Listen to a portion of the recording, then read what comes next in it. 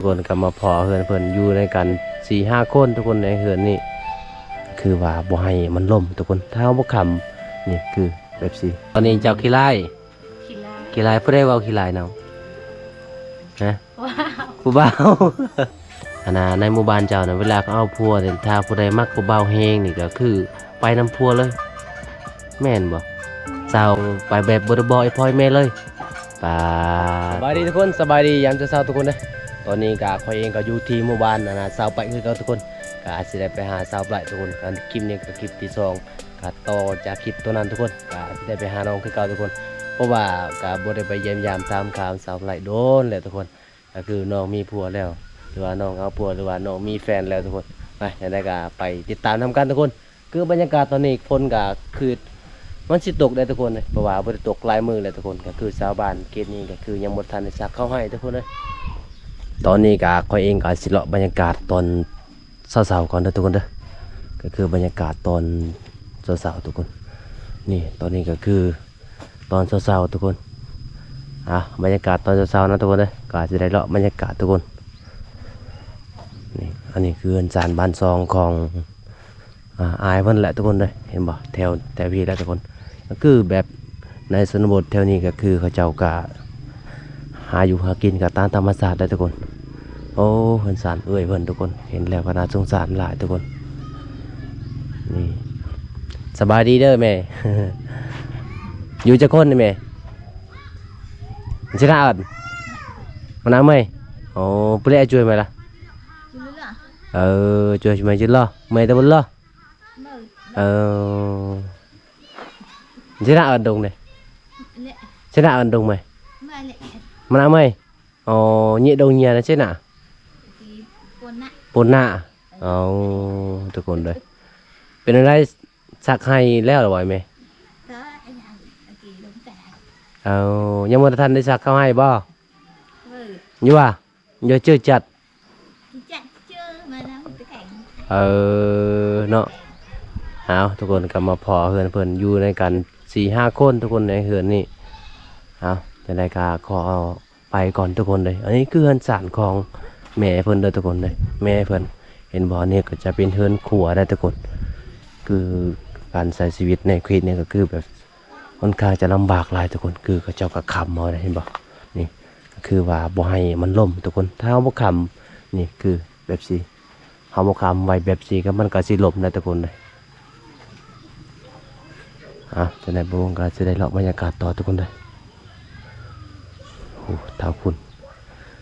เฮือนซานบ้านซองก็ยังเป็นแบบเดิมๆอยู่ทุกคนเลยเขตนี้ก็คือยังไม่ทันได้พัฒนาปานใดทุกคนเมืองหลังคานั่นทุกคนหลังคานั้นก็คือแบบเอาปลาหญ้ามามุงพี่น้องนี่หลังคานี้ก็เฮือนครัวเห็นบ่เฮือนซานบ้านซองในเขตชนบทเฮาก็สิประมาณซ้ำนี้แหละทุกคนเลยเฮากับบ่มีอย่างที่จะมาซอยเพิ่นแต่บางเฮือนก็มีทุกคนเห็นบ่นี่ก็คือมีรถตีวิโลบางเฮือนน่ะมียังมาบ่มีทุกคนก็พอได้ใช้พอได้มีเงินใช้10-20,000พอได้ใช้จ่ายซื้อเกลือซื้อแป้งนัวพี่น้องแต่บางคนน่ะก็คือแบบว่าบ่มีอีหลีได้ทุกคนเลยก็คือทำเอื้อยเพิ่นกินนี่ก็เห็นบ่ก็คือแบบบ่มีอีหลีตอนนี้ก็มาพอเฮือนอายเพื่อนเล็กๆทุกคนเลยไปมาก็มาแวะมายามเพื่อน สบายดีเด้อสบายดีพ่อเห็นอีช่างอันนี้ขันกระยังเป็นสัตว์กระยังเลยทุกคนอันนี้คือให้เดงเนาะเราเองเนาะนี่ทุกคนเลยเราเองมากับมือแล้วก็มาซานกระยังใช่พอได้10,000 พอได้ซื้อเกลือเป็นนัวเนาะเป็นอะไรซักเขาให้แล้วเอาไว้ป่ะชักอะไรแดดตลอดเนาะมื้อนี้คือฝนสิตกได้ทุกคนในเบิ่งนี่ฝนตกแบบนี้ชักบ่ได้ฝนตกแบบนี้น้อยเดียวเนาะฝนตกตกเต็กๆทุกคนเลยแบบนี้ฝนตกแบบนี้มันบ่ได้เปียกฮอดดินบ่ได้เปียกฮอดดินเนาะหน้าก็ยังบ่ได้ไทยเนาะแถวบ้านเจ้าเนาะบ่มีคอยมันหน้าบ่มีอยู่กันจักคนนี่ป่ะอยู่เฮือนนี่10 คน12 คนโอ้โตเพิ่นนี่พอ12 คนเพิ่นอันนี้ล้าน อยู่นำกัน12คนว้าวทุกคนเห็นบ่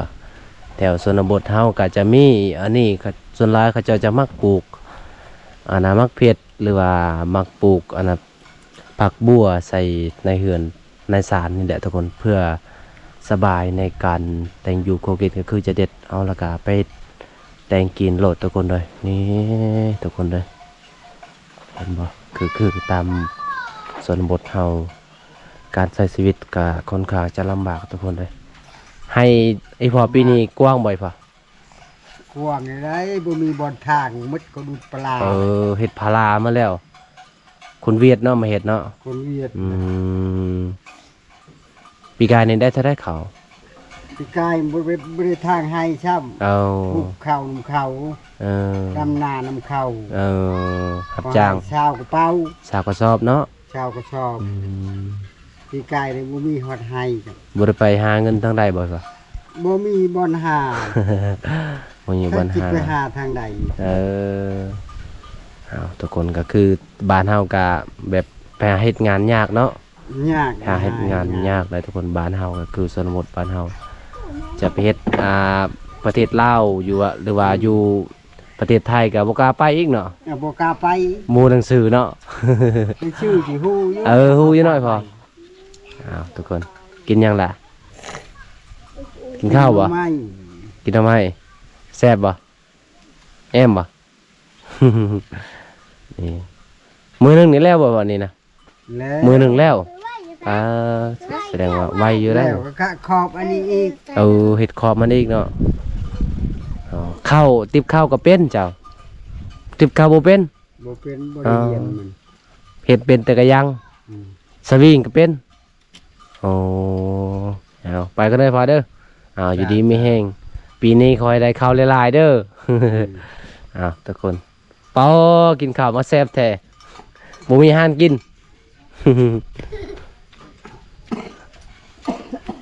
ทุกคนอันนี้ก็คือเป็นเฮือนสาวปลายทุกคนก็ไปยามสาวปลายไปก็เห็นแล้วก็น่าสงสารหลายทุกคนก็คือเห็น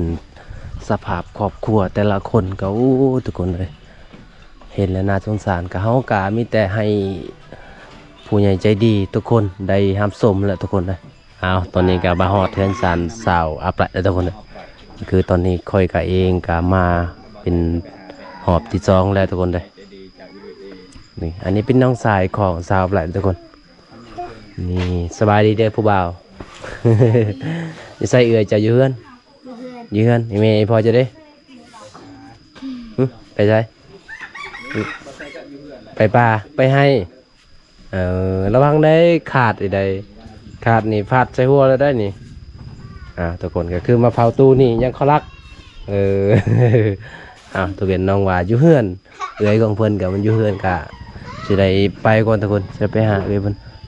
ท่านนั้นก็กำลังสั่งสิเฮ็ดห้านทุกคนในเชือดห้าน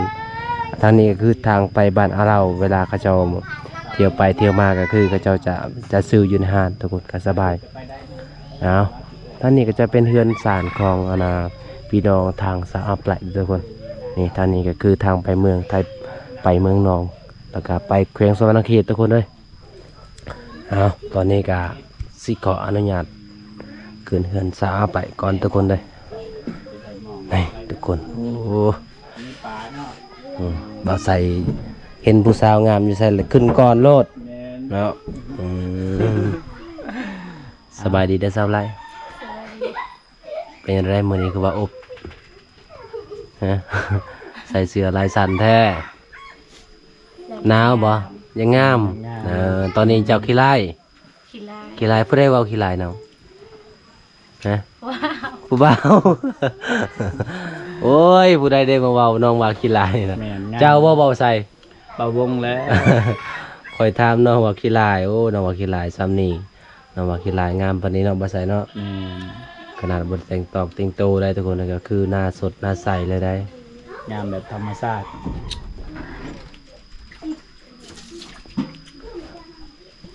ลายยังสับไหล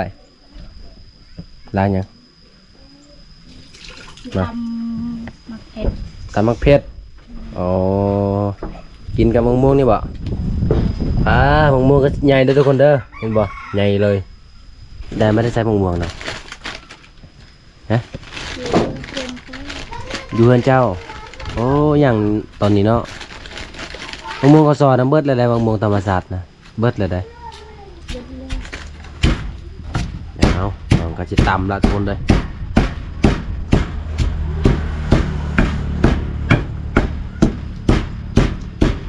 โอ้ดีๆแล้วก็ดอนสายตานะผู้ มักเผ็ดแห้งจะบไดิคั่วไว้ปะของบไดิคั่วไว้ทุกคนเลยมันคั่วไว้คือที่สบายเนาะใส่กับ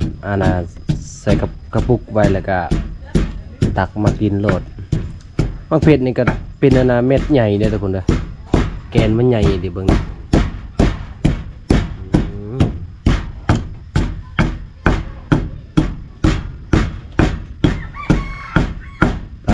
เพื่อสิเล็กก็มันเป็นเรื่องง่ายเลยทุกคน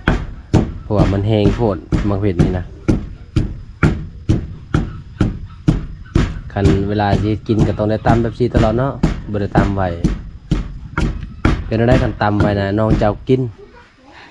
เอาไปกินส้มกินเมียงมาคันเวลาน้องเจ้าจะกินเห็นได้ฮะ เราตำเองป่ะจะบ่ได้ตำให้ตำเองแลกอยู่บ่เบิ้งโอ้ทุกคนเลยมันแลกยากเด้อเพราะว่ามันเป็นมะเผ็ดแห้งเด้อทุกคนเด้อนี่แหละทุกคนมาเหินมาซานของสาหับไหลน้องกะขยันแบบสิทุกคนนะมียังกับน้องกะตอนหับทุกคนเลยมีมะเผ็ดกับน้องกะถ้าว่าบ่มีอาหารก็คือน้องกะเอามะเผ็ดให้กินยอมะเผ็ดให้กินทุกคนเลยก็คือตามประเพณีบ้านเฮาถ้าแขกคนมากก็ขาดบ่ได้ทุกคนก็คือต้องได้ยออาหารก็ถ้าว่ามีเกลือกับยอเกลือเนาะสับหลายเนาะถ้าว่าบ่มีอาหารตอนนี้น้องว่าค่อยมีมะม่วง1หมากไปอ้ายเด้อนี่เห็นบ่คือมะม่วงแนวพันธุ์เวียดนามได้นี่ตัวใหญ่ขนาดเลยแหลกจะบ่พอแล้วแหลกลายจะหน่อยมันกินบ่แซ่บอีกฮะตัวตาเตียวเปลือยไหมไหนจบบอยกับแปงซะมาย่างนะข้าวคั่วอยู่หั่นนะตัวกับสีแดงๆนะข้าวคั่วเอาก่อยใส่เห็ดบางเผ็ดพงเอาคิงบ่มีเฮือนเจ้าบ่มีเนาะเห็นเรื่องบ่มีคิงเดี๋ยวทุกคนเด้อ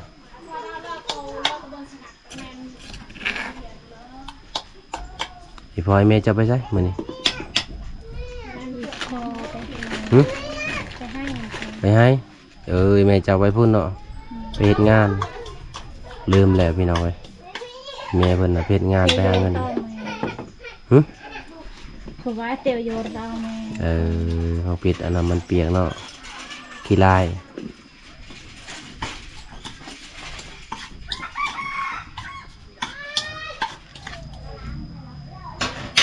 เห็นเลยทุกคนคือเจลแบบเจลพงเอาได้ทุกคนเห็นปะบ่ต้องมากินเจลปลาดอกปลาแดกเลยทุกคนเอาเจลพงนี่แหละมันแซ่บนี่ทุกคนเห็นปะมะม่วงนี่ก็หน่วยเดียวได้ถ้าเป็นผู้ชายนี่คือกระเทยได้ทุกคนเลยหน่วยเดียวนี่ พอใส่มาจากนี่ มาทุกคนมาลองเจลเสาปลายเจลแบบธรรมดาทุกคนเดี๋ยวบรูมังกรจะบรูมังกรก็คือแบบซีนแรกเขาหมักนะนี่ ส่วนไรก็บริใส่น้ำเลยใส่แต่ใจอย่างเดียวพอดีเรียจัง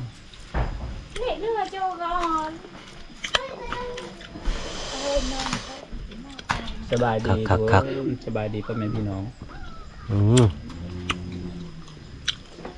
สุดยอดเลยมักกะตองอยู่ไทยมักกะตอง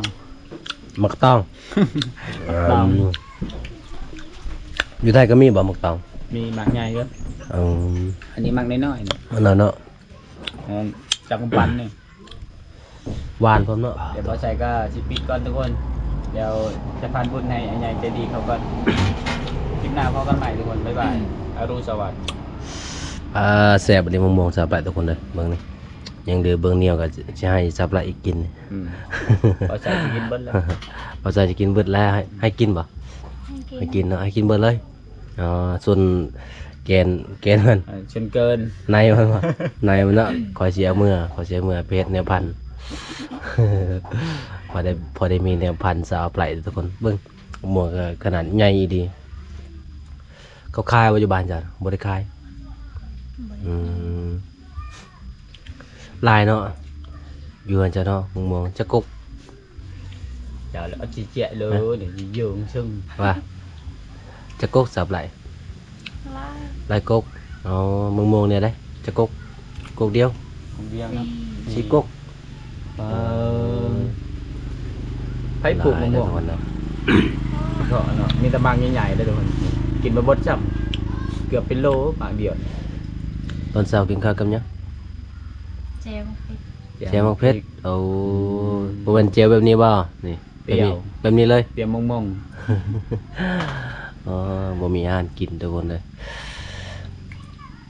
ทีมงานเฮาก็บ่มีเงินสิซื้อให้น้องทุกคน ๆโอ้ มีแต่ไปเยี่ยมยามตามข่าวนี่แหละ ความพันของชาวไปจะกินปนิด แม่นบ่แม่นว่าสับล่ะ เฮ้ย น้องบอกว่ามักขนาดปนินที่บ้านนี่บ่มีบ่ สุกี้ละ มีอย่างโดดมาพากมาตอนน้องเพิ่นก็มีแต่เงิน FC จากฝั่งไทยหรือว่าผู้ใหญ่ใจดีนั่นแหละ แม่น เห็นน้องแล้วก็โอ้สงสารอะไรเลย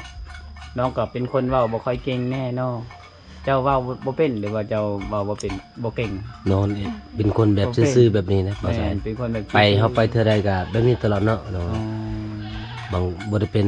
คือบางคนแบบห้าวๆเฮ็ดให้สังกับ แม่ ประกอบไปกันนี่น้องก็เป็นคนซื่อ ยิ้มไม่ใช่เนาะ ๆแบบนี้แหละเขาว่าฮักแต่บ่กล้าบอก เนาะสับหลายเนาะกันอายสังเกตเบิ่งเจ้านี่กันเจ้ามักผู้ใดฮักผู้ใดนี่เจ้าก็คือแบบเฉยๆแบบบ่ได้ฮักบ่ได้มักเนาะแบบซั่นเนาะ คือแบบสิได้แบบสไตล์สับหลาย คือเพิ่นไปน้ำหมูน้ำขู่คืออยู่คนเดียวตลอด แม่นเห็นน้องอยู่คนเดียวตลอด บ่มีหมู่เป็นหยังคือบ่มีหมู่นะ เอ ฮะ อ เจ้าบ่อยากไปน้ำข้าวบ่หรือว่าข้าวบ่อยากไปน้ำเจ้า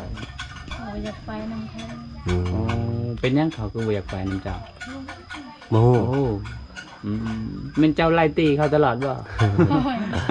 บ่แม่นอืม แม่นเนาะ มันจะบ่ได้ปากน้ำข้าวบ่บ่ได้ปากเดี๋ยวน้องเป็นคนบ่มักปากเด้อทุกคนเด้อ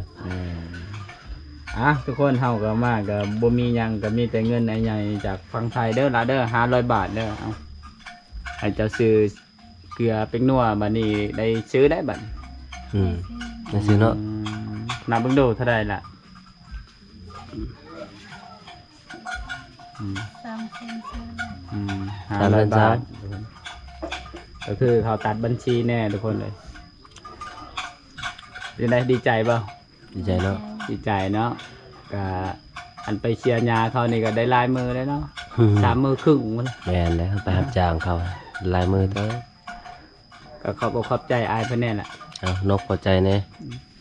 ขอบใจพญายใจดีจากคนไทยเด้อขอให้อายอยู่ดีมีแฮงขอให้อายได้ร่ำรวยขอให้อายได้เงินกลับคืนหลายเท่าพันเท่าเด้อ เดินเลยขอให้อายเพิ่นอยู่ดีมีแห้งได้เด้อสุขภาพแข็งแรงขอให้เทวดาคุ้มครองได้เด้อปรารถนาสิ่งใดขอให้ได้สิ่งนั้น สาธุนำเนาะ เพราะว่าหน้าที่การงานก็ให้ราบให้รื่นให้เฮงปังๆเด้อน้อง ที่สำคัญก็คือสุขภาพแข็งแรง เนาะ เนาะ อย่าเจ็บอย่า เงิ ไข้ นยงคงตัวเอาจะได้ก็ให้อยู่ดีไม่แห้งทางสาวไหลเนาะ อืม เอาได้เงินแล้วก็คือไปใส่สิ่งที่ว่าจำเป็นเพราะว่าจะเป็นเกลือเป็นนัวเนาะ เดี๋ยวจะเติมบัตรให้ผู้บ่าวนะ เออ บ่มีบ่ บ่เคยเติมบ่บัตรผู้บ่าวให้ผู้บ่าว บอกเออ ส่วนหลายมีแต่ผู้บ่าวเติมให้เจ้าแม่น โอ้งามตัวนี่นะคนงามตัว เห็นคนงามแล้วค่อยก็บ่ได้คือกันแหละค่อยก็อยากเติมให้คือกันแหละเห็นผู้สาวงาม แทนน้องๆเขาทุกคนคลิปนี้ก็บ่มีหยังทุกคนเนาะ แม่ เขาก็สิได้อำลาจากน้องแล้วทุกคนเลยเพราะว่าเขาก็สิไปเรื่องไลฟ์มองไลฟ์บอลอยู่ แม่น เขาก็สิโจะไปชมนี้ถ้าผู้ใดชมคลิปเป็นแล้วก็ฝากติดตามทีมงานเฮาในเด้อทุกคนเลยช่วงนี้ก็ทีมงานเฮาก็บ่มีรถรางภาชนะใหญ่ขนาดรถจักรนี่ก็ตูดกันไปตูดกันมาน้ำมันก็ได้ แม่น ก็ขอฝากทีมงานเฮาแน่ทุกคนเด้อขอระบบขอละลายบ๊ายบายละบ๊ายบายคลิปหน้าพอกันทุกคน ดีใจหลายปะ ดีใจ ดีใจเนาะได้เงินแล้วก็สิให้พ่อหรือให้แม่ ให้พ่อ ให้พ่อ เจ้าคือให้พ่อบ่ให้เจ้า ตอนนั้นน่ะบ่ใส่มาหาเจ้าแล้วก็เจ้าขอให้พ่อว่าหมดแล้ว ตอนนี้เด้เจะใช้อีก บ่ให้ บ่ให้อีก ก็ให้พ่อเนาะให้พ่อซื้อเจ้าก็เอาประมาณ150,000กายทางให้พ่อซื้อสิ่งที่ว่าจำเป็น เจ้าเคยซื้ออยู่บ่ถ้าว่ามีผู้ใหญ่ใจดีเอาให้แบบนี้ เคยไปซื้ออยู่บ่เกือบปีนัว เคยเอาคิดว่าให้พ่อซื้อตลอดเอาทุกคนจะได้ก็ดีใจน้ำนองทุกคนคอยให้ได้เงินคืนกะ100 เท่า1,000 เท่าทุกคนให้อยู่ดีมีแห้งคันไปใส่กะให้ตลอดปลอดภัยทุกคนมาสาวไรสาวยังเอาผัวบ้านเจ้านะสาวเลี้ยง โซเรียง สาวยังเนี่ยสาวเลือก เลือก เลือกมือได้เจ้าจะเสียเอา บ่มีคนมา มีคนมาก คันมีคนมากฮะเอาคือกันเลยเนาะ อืม ค่อยว่าเจ้านี่เลือกเลยเนาะ บ่ได้เลย ก็ได้เลือก อืม ก ลางคืนก็มีไผมาหาบ่ บ่มี นอนคนเดียว น้องผู้เดียว อ๋อ น้องก็น้องผู้เดียวเนาะผู้บ่าวบ่กล้าไปเล่นซ้ำจะน้องผู้เดียว ขอยาน ผู้บ่าวยานน้องว่า คือว่าอย่างในโทรศัพท์ได้มีบ่คนคุย เน็ตก็บ่มี บ่มีเติมใช่บ่เนี่ยเติมมีแล้วบ่มันเติมได้มื้อแรงนี่ใครเอาให้ เติม เลยนะ เติมเป็นเดือนแล้ว อืม เติม50,000น่ะเป็นเดือนเนอะ 50,000เป็นเดือนบ่ อืม อ๋อมีบ่ ได้50,000เป็นเดือนเติมได้อยู่ อ๋อ ว่าเจ้าเลี้ยงอันน่ะในหมู่บ้านเจ้าน่ะเวลาเขาเอาผัวเนี่ยถ้าผู้ใดมักผู้เบาแฮงนี่ก็คือไปนำผัวเลย แม่นบ่เจ้าหยังเจ้าเลือกกับเจ้าเลี้ยงน่ะไปนำผัวโอ้ เสาวนเสาครอบก็ไปน้ำพุ ไปแบบบ่ได้บอกไอ้พ่อไอ้แม่เลยปาโตทุกคนเลยก็คือในเขตนี้ก็คือแบบบ่ได้สู้บ่ได้คอก็ไปได้เนาะนำผัวเนาะเดือนที่12ของ14ค่าดองนี่เขาเว้าตำลังแม่นบ่นี่แสดงว่าผู้บ่าวนี่กำไรแล้วเนาะ เอาลูกสาวเข้าไปก่อนบ่แล้วค่าดองนี่เขาบ่ให้ก็แล้วแต่เขาแล้วบัดนี้ เจ้าได้ทราบไรส่วนว่ามีคนหักคนมักนี่ก็สิไปแบบนั้นคือกันบ่บ่แม่นอ๋อก็สิไปส่งข้างแน่อ๋อ ตาหมักแห้งเด้ส่วนว่าไอ้พลอยมีให้นี่ไปคือกัน บ่อยาก